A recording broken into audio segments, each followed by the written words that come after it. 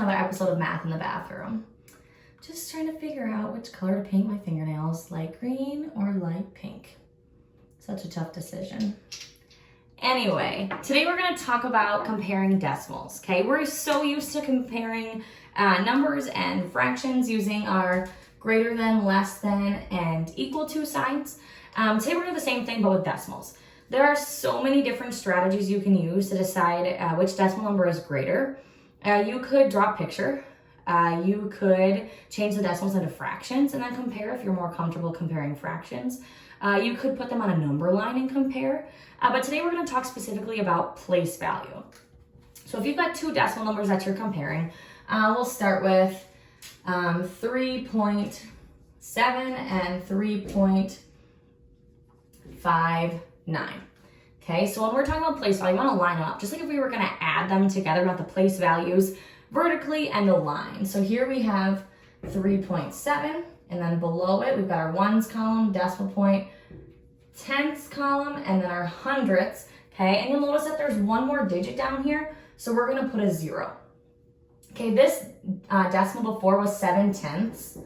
Okay, writing it as a fraction looks like that. When we put a 0 at the end, it becomes 70 hundredths, which we know is equal. Okay, 7 times 10 is 70, 10 times 10 is 100. 70 hundredths is the same thing as 7/10. They're equal to each other. So you can add zeros to the back of decimals and it doesn't change the value.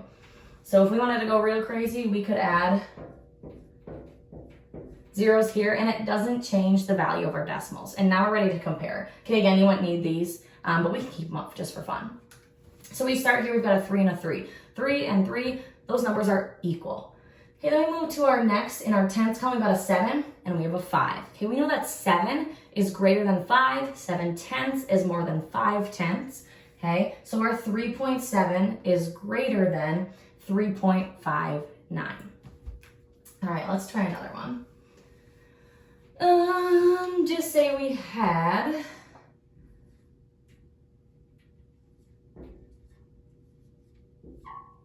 and